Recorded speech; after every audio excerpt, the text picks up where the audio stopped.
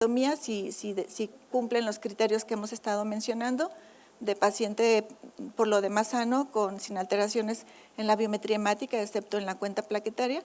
Tampoco es necesario realizar de rutina de primera intención anticuerpos antinucleares en la evaluación de niños o adolescentes con sospecha de trombocitopenia inmune primaria. Y para los niños con trombocitopenia persistente y crónica no es necesario tampoco realizar de rutinas pruebas para Helicobacter pylori. Esto quizá en los adultos es diferente.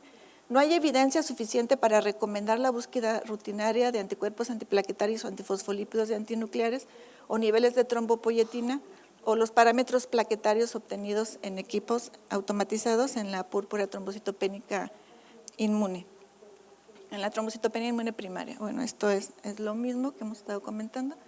Y entonces en aquellos pacientes que se van a la cronicidad, a veces mal diagnosticados como púrpura trombocitopénica inmune, es en los que tendríamos que ampliar nuestro abordaje diagnóstico. En estos pacientes, pues sí ya sería necesario ampliar nuestra historia clínica y familiar, haciendo quizá un árbol genealógico, siempre revisar los frotis de sangre periférica del paciente y de sus familiares más cercanos. El aspirado de médula ósea, aquí ya se haría mandatorio, sobre todo si hay alteraciones de otras series en la biometría hemática, los anticuerpos antinucleares y toda la batería de exámenes para descartar un lupus o alguna otra enfermedad de base. El tipo sanguíneo, hablamos la prueba de Coombs para descartar un síndrome de Evans quizá, descartar CID o algunas otras alteraciones que cursan con anemia hemolítica microangiopática. La urea, la creatinina, las pruebas de función del hígado para descartar trombocitopenia por cirrosis, por uremia, investigar infecciones crónicas como el virus de Epstein-Barr, HIV, parvovirus, que también pueden relacionarse con trombocitopenias crónicas. Y lo más raro que también estamos obligados a investigar son las trombocitopenias congénitas. Desde el punto de vista del abordaje diagnóstico de las trombocitopenias congénitas, son aquellos pacientes que tienen sangrado mucocutáneo desde los primeros años o meses de vida, que están sintomáticos y que no han respondido al tratamiento típico de una trombocitopenia inmune. La mayoría de estos pacientes inicialmente se les da diagnóstico de trombocitopenia inmune, pero si nosotros vemos que no están evolucionando bien, que no han respondido bien al tratamiento, nuestra obligación es abordarlos desde nuestro punto de vista y volvemos al tamaño plaquetario. Si son plaquetas gigantes con un volumen plaquetario medio mayor de 11 femtolitros, pues vamos a tener que dirigir nuestro abordaje a las macrotrombocitopenias. Otra vez vemos aquí la púrpura trombocitopénica crónica o la trombocitopenia inmune crónica, las enfermedades relacionadas con el gen MYH9, el síndrome de Bernard-Soulier, la enfermedad de von Willebrand, sobre todo la tipo 2B o un tipo plaquetario, el síndrome de la plaqueta gris, como ya lo hemos estado mencionando. Si tiene plaquetas pequeñas, pues un síndrome de Wiskott-Aldrich, quizá una trombocitopenia ligada al X, y nuestro abordaje pues tiene que ser diferente. Esto de las trombocitopenias hereditarias no tiene mucho que levantó interés su estudio. En 1948 se describe el primer caso de síndrome de Bernard-Soulier como un paciente también que se pensaba en otra etiología.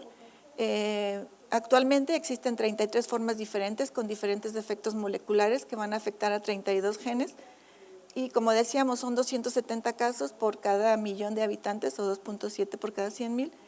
Y este tipo de trombocitopenias se empezaron a diagnosticar a medida que la tecnología nos ha ido, que ha ido avanzando. Actualmente las tecnologías de secuenciación genética de nueva generación son las responsables de que se vayan identificando estas enfermedades diferentes de acuerdo a su alteración genética, ¿no? Y la ASH sugiere una clasificación donde basado en estas alteraciones se clasifica a los pacientes que solo tienen trombocitopenia o que tienen trombocitopenia con malformaciones asociadas, como decíamos, la ausencia de radio, la sinostosis ulnar, o bien otra clasificación, aquellas que tienen trombocitopenia con riesgo de adquirir otras enfermedades durante la vida, porque se ha visto que algunas desarrollan leucemias agudas mieloides, Estos son los diferentes genes, son muchísimos ya que se han ido identificando con las nuevas técnicas de secuenciación. El síndrome de Bernard-Soulier es el más conocido, el más antiguo que se reconoció.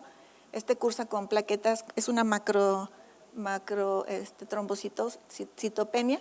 Es una alteración congénita autosómica recesiva que se va a caracterizar por un tiempo de sangrado prolongado, trombocitopenia moderada a grave. Las plaquetas en el frotis de sangre alcanzan el tamaño hasta de un linfocito. La agregación plaquetaria en estos pacientes es normal en respuesta a ADP, a epinefrina y colágeno, pero no responde en presencia del factor, no responde a ristocetina, aún en presencia del factor de von Willebrand, porque no tienen el receptor. Su defecto es la falta del receptor, precisamente de la glicoproteína 1B, que es el receptor del factor de von Willebrand, y el diagnóstico pues habitualmente se hace por citometría de flujo o bien tiñendo con anticuerpos monoclonales frotis de sangre, haciendo la diferencia entre trombocitopenia inmune y Bernard-Soulier. Ponen anticuerpos monoclonales buscando la glicoproteína 1B. En el caso del Bernard-Soulier pues no va a teñir, y en el caso de la púrpura trombocitopénica pues va a teñir positivo. Una característica de estas trombocitopenias es que está la trombocitopenia presente desde el nacimiento o desde los primeros meses de vida. La frecuencia, pues la que ya habíamos referido, y se ha clasificado en diferentes conceptos, como la trombocitopenia megacariocítica congénita o CAMT por sus siglas en inglés, asociada a la mutación del gen de la leucemia mieloproliferativa, donde el defecto cromosómico es 1p34, o la trombocitopenia megacariocítica con ausencia de radio, el TAR, la trombocitopenia megacariocítica con sinostosis radioulnar, el síndrome de París-Trousseau con la deleción del 11q, que aquí lo que se va alterado es el gen FLI1, o macrotrombocitopenias hereditarias, donde está el síndrome de Bernard-Soulier, las alteraciones asociadas a este gene que decíamos, y otros tantos, ¿no? Y todo esto, el diagnóstico, pues se hace con la secuenciación genética. La trombocitopenia megacariocítica congénita es un síndrome de falla medular autosómico recesivo, donde se pierden los progenitores megacariocíticos en la médula ósea. Dependiendo del fenotipo-genotipo que se trate, se han dividido en dos categorías. El CAMT1, que es un curso clínico más severo, donde la trombocitopenia es muy grave y persistente, evolucionando a pancitopenia en el primer año, con pérdida completa de la función de los receptores de trombopoyetina.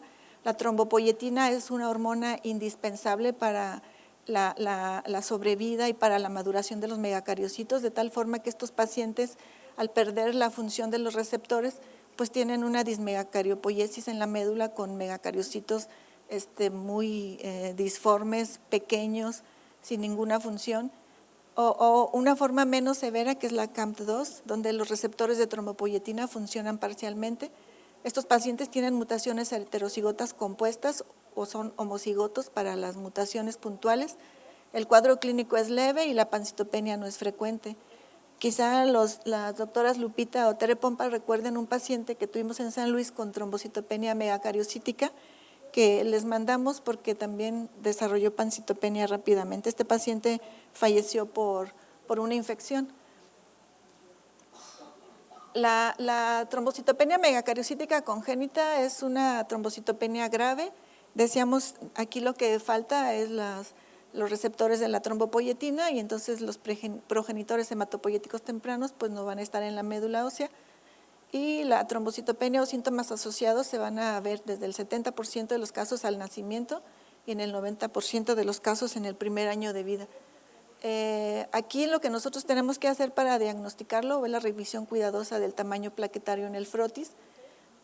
Las plaquetas reticuladas, que son esas plaquetas jovencitas equivalentes a los reticulocitos con gran cantidad de RNA todavía en su interior, los niveles de trombopoyetina, el estudio de sobrevida plaquetaria, la agregación plaquetaria, la citrometría de flujo que nos ayuda a identificar la falta de las glicoproteínas en la superficie de las plaquetas, y sobre todo la secuenciación de los genes, que el análisis de la mutación y viendo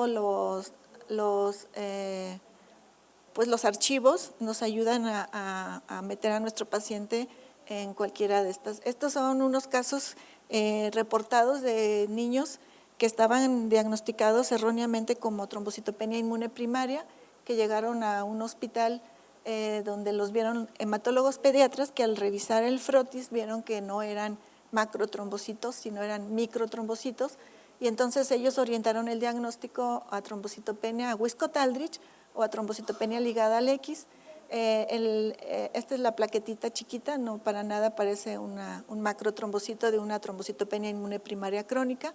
Entonces lo que ellos hicieron fue hacer la secuenciación del gen, donde vieron la mutación y al hacer el análisis del árbol genealógico, vieron que la madre era portadora del mismo gen alterado, el hijo era el paciente, y vean ustedes aquí cómo la proteína del Wiskott-Aldrich en el paciente está muy elevada, a diferencia del control sano, que pues está presente pero no en forma patológica. Entonces, estos pacientes tenían trombocitopenias cíclicas que de repente se normalizaban y de repente bajaban, y el diagnóstico era totalmente erróneo. El evaluar la fracción de plaquetas inmaduras contribuye también a hacer el diagnóstico diferencial. Estas plaquetas inmaduras o plaquetas también reticuladas de la población de plaquetas con grandes cantidades de RNA residual, esto se mide por citometría de flujo. También es importante entonces medir el volumen plaquetario medio. Las macrotrombocitopenias hereditarias con estas técnicas se ha visto que tienen mayores volúmenes plaquetarios medios y mayores índices de